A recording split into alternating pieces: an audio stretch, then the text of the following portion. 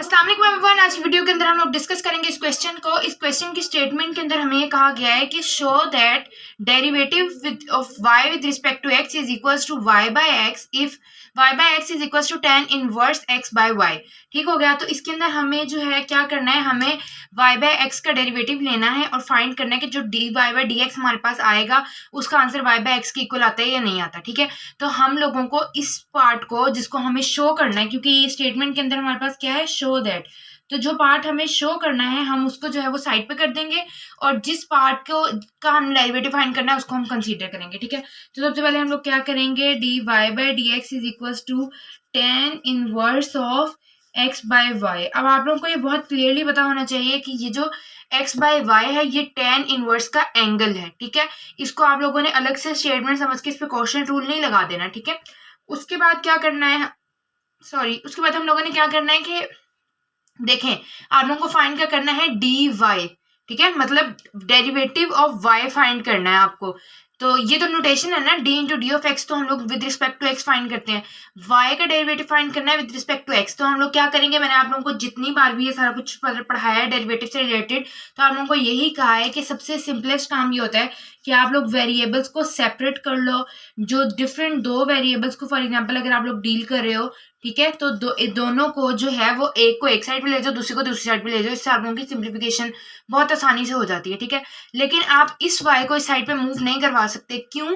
क्योंकि ये जो है ये tan का एंगल है। अगर आप इसको यहाँ लेके जाओगे तो आपको tan को भी लेके जाना पड़ेगा, और अगर आप tan को यहाँ पे लेके जाओगे तो ऑब्वियसली ये एंगल कंप्लीट एंगल है, तो x y y चला जाएगा। तो वो सेपरेशन वाला सीन तो नहीं होने वाला, वो इस साइड पर आकर एक्स का वेरिएबल इन्वॉल्व हो जाएगा, तो हम लोग इसको यहीं तक रखेंगे। अब हम लोग क्या करेंगे, इसके ऊपर डेरिवेटिव अप्लाई कर देंगे। Apply derivative on both sides.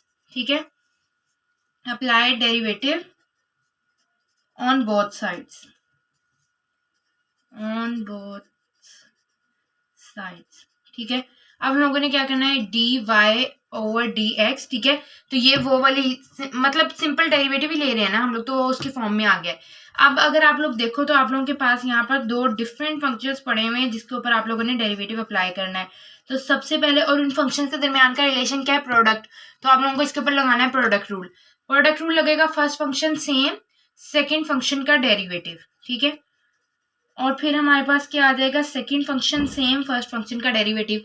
अब ये जो second function same, first function का डेरिवेटिव, ठीक है, d into x into D x. ठीक है, ये आप इस तरह से भी कर सकते थे कि पहले फर्स्ट फंक्शन मतलब x का डेरिवेटिव ले लेते, tan inverse x by y, second function को सेम रख लेते, यहाँ पर सेकंड फंक्शन का ले लेते, फर्स्ट फंक्शन सेम रखते थे। ठीक है, आपकी जो गाइड बुक्स हैं उनमें मोस्ट प्रोबेबली इस तरह ही करवाया जाता है कि प्रोडक्ट रूल के अंदर पहले हम लोग फर्स्ट फंक्शन लेते हैं, लेकिन दोनों तरह से करने में कोई प्रॉब्लम नहीं है, क्योंकि सेंटर में माइनस की साइन किसका है, प्लस का है, तो वो आपकी इक्वेशन को कभी भी इफेक्ट नहीं करेगा। क्वेश्चन रूल में आपको ध्यान करना पड़ता है, क्योंकि वो जो है साइन माइनस का आ जाता है तो आपका आंसर इफेक्ट होता है।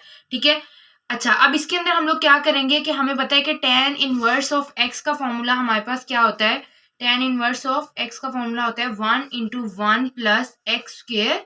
ठीक है, और फिर डेरिवेटिव किसका आता है, d इंटू एक्स, मतलब डेरिवेटिव x के रिस्पेक्ट से आता है। अब ये जो चीज़ है ये आपकी बुक में मेंशन नहीं है, मैं आप लोगों को हर वीडियो में बार बार इसलिए बताती हूँ क्योंकि बच्चे बहुत ज़्यादा ये मिस्टेक करते हैं।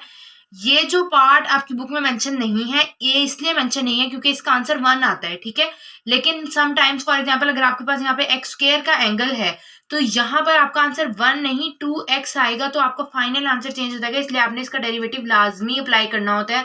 फंक्शन के अलावा जो कुछ भी आपके पास यहाँ पे पड़ा होता है, आइदर इट्स एंगल, जो ट्रिग्नोमेट्रिक फंक्शन है उनके केस में ये एंगल होगा। ठीक है, नेचुरल लॉग के फंक्शन के अंदर जो है ये एक अदर फंक्शन इसको कंसीडर करते हैं। ठीक है, इसी तरह पावर रूल के अंदर पावर के अलावा वाले फंक्शन को कंसीडर करके हम लोग ले रहे होते हैं। सही है, तो आप लोगों को अलग से डेरिवेटिव इसका लेना लाजमी है। अब हम लोगों को क्या करना है, x एज इट इज आ जाएगा, इस पर डेरिवेटिव अप्लाई करेंगे।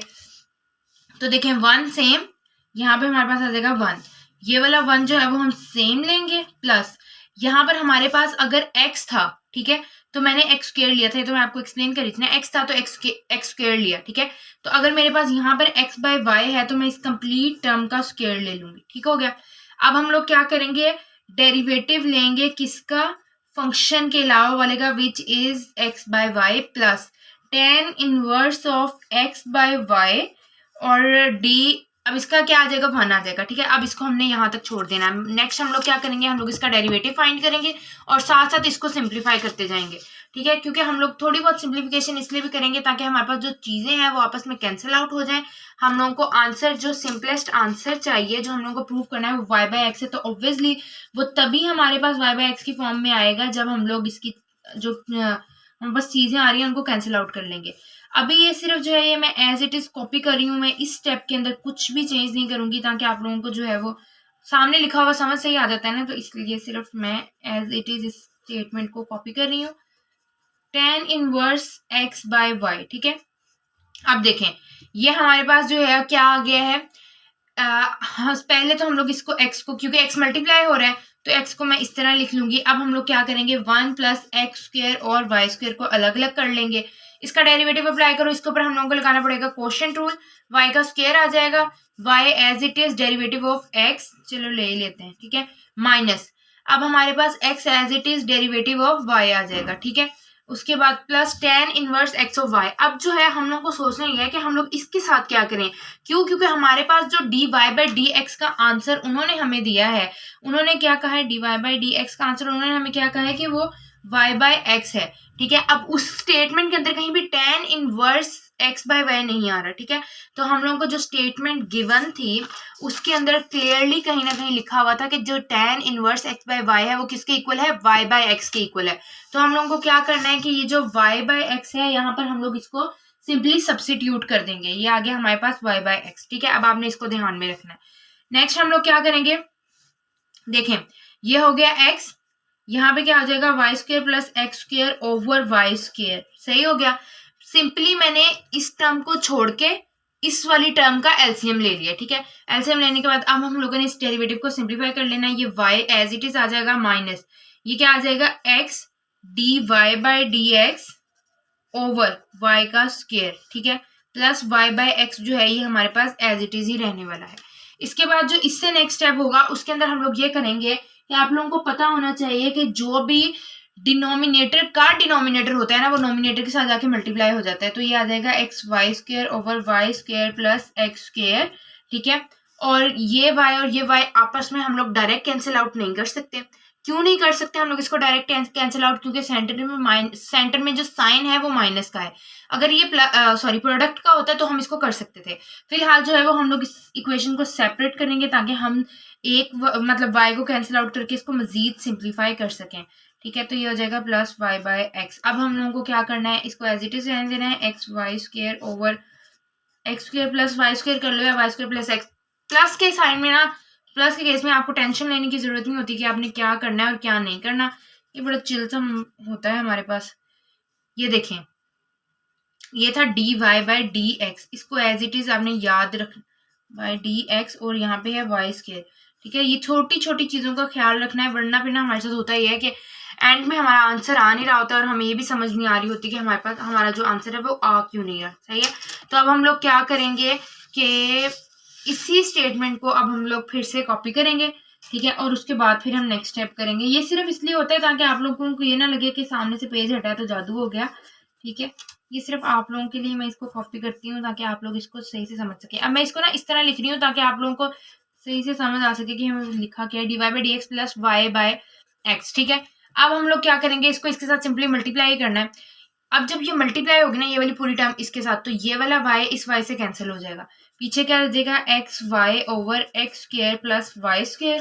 ठीक है, माइनस, अब ये देखें ये y² है, ये y² कैंसिल हो जाएगा, यहाँ पर क्या आ जाएगा x² over x² plus y² into dy/dx। कुछ भी नहीं किया इसके अंदर, मैंने सिंपली क्या किया है कि हमारे पास क्या था, xy² था पहले, ये वाली पूरी टर्म जब इसके साथ मल्टीप्लाई हुई तो ये वाला y हमने इसको हटा देना है, सिर्फ इसको कंसीडर करो, y इस y से कैंसिल हो गया तो xy मैंने लिख दिया। फिर हम लोगों ने ये वाली टर्म हटा देनी है, माइनस का साइन लगाना है, ये वाली टर्म हटा देनी है। जब हम ये वाली टर्म हटाएंगे इसके साथ माइनस y² आपस में कैंसिल। ठीक है, अब प्लस क्या आ जाएगा y/x। ठीक है, अब हम लोगों को क्या करना है, हम लोगों को, आपको पता है फाइनल आंसर हमारे पास, एक बार फिर मैं आपको बता देती हूँ कि हम लोगों ने शो क्या करना था, y/x। ठीक है, तो अब ये जो dy/dx है ना, ये वाली टर्म हम ले जाएंगे इधर। ठीक है, क्योंकि इस साइड पे हमारे पास क्या आ रहा था dy/dx। ठीक है, तो उसके बाद हम लोग क्या करेंगे मैं आपको बताती हूँ, d y by d x, ये माइनस हो रहा था, इधर आके क्या हो जाएगा प्लस, प्लस हो गया। अब ये हो जाएगा x square over x square plus Y square d y by d x is equal to x y x square plus Y square, right, plus y by x. मैंने इस टर्म के अंदर सिर्फ ये वाली टर्म उठा के इधर लेके गई हूँ। आप लोगों को पता है d y by d x जो है दोनों में सेम है, तो कॉमन ले लेंगे, 1 plus x square plus Y square, हमारे पास कुछ इस तरह से फॉर्म आ जाएगी। अब हम लोगों को क्या करना है इसके अंदर, एक बार फिर से हम लोग इसका ही एलसीएम ले लेते हैं, तो ये हो जाएगा x square plus Y square is equal into X आ जाएगा, राइट। अब देखिए अगर x आ गया तो यहाँ पे हमारे पास हो जाएगा एक्स स्क्र वाई प्लस ये हो जाएगा y into x square plus y square as it is, ठीक है। यहाँ पर जब हम एलसीएम लेंगे तो ये हो जाएगा x square plus y square, ठीक है, ये हो जाएगा x square plus y square plus x square, इस तरह का कुछ, ठीक है। ये आ जाएगा d y by d x is equals to, now अब हम लोगों को क्या करना है कि इसको सिंप्लीफाई कर लेना, अगर ये आप लोगों से हो रहा है तो इसको सिंप्लीफाई कर लो, ठीक है। और ये क्या हो जाएगा x into x square plus y square, ठीक है, और यहाँ पे क्या आ जाएगा एक्स स्क्र वाई है, ये एक्स स्क्र वाई है, तो आपके पास क्या आ जाएगा 2x² वाई, ठीक है, x square y x square plus y cube, ठीक है। अच्छा अब ये देखो कि ये वाली टर्म जो है ये इसके साथ जो है वो मल्टीप्लाई हो रही है, यहाँ पर मल्टीप्लाई हो रही है, यहाँ आके क्या हो जाएगा डिवाइड हो जाएगा, सही है। अब मैं फिर से एक बार यही सारी स्टेटमेंट को कॉपी कर रही हूँ ताकि आप लोगों को फिर से ये ना लगे कि मैजिक हो गया है। हम लोगों को क्या करना है, d y by d x is equals to x square plus y square plus x square, ठीक है। या आप लोग इसको 2x² भी कर सकते हो, लेकिन फिलहाल के लिए मैं सिर्फ इसलिए कुछ नहीं, कोई भी पंगा नहीं ले रही ताकि आप लोगों को बिल्कुल भी डिफरेंट कुछ ना लगे। y plus y cube into x square plus y square, ठीक है। अब पहले हम लोग क्या करते हैं, इसका एक्स स्क्र कर लेते हैं, d y by d x is equal to 2x square plus y square into x square plus y square, right, is equal to 2x square plus, अब देखें यहाँ पे भी एक y आ रहा है और यहाँ पे भी आ रहा है, ठीक है, तो मैं इस y को ले लूंगी कॉमन, तो ये हमारे पास आ जाएगा y square over x square plus y square, ठीक है। ये वाली टर्म जो है ये यहाँ पे d y by d x as it is रह जाएगी, y by x into 2x square plus y square over x square plus y square dot, ये टर्म जो है ये यहाँ पर मल्टीप्लाई हो रही है तो यहाँ पर आकर डिवाइड होगी।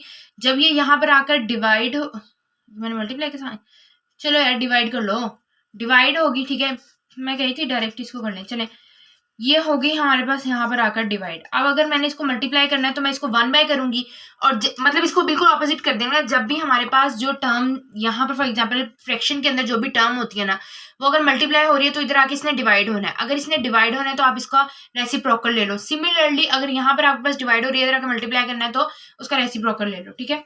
तो आप लोग जो है वो बेसिकली क्या करोगे, इसका रेसिप्रोकल ले लोगे। ये तो बहुत बेसिक वाली मैथ है जो हम लोग 9th में भी कहाँ, ये तो 6th 7th की मैथ है। ये हम लोग जो है वो मल्टीप्लाई का साइन मैंने कर दिया चेंज। अब आप लोगों को नजर आ रहा है कि ये वाली टर्म और ये वाली टर्म एक दूसरे से, मतलब ये इससे कैंसिल और ये इससे कैंसिल होकर आंसर क्या दे रही है, 1 into y by x is equals to d y by d x, जो कि हमारे पास फाइनल आंसर था जो हमें शो करना था।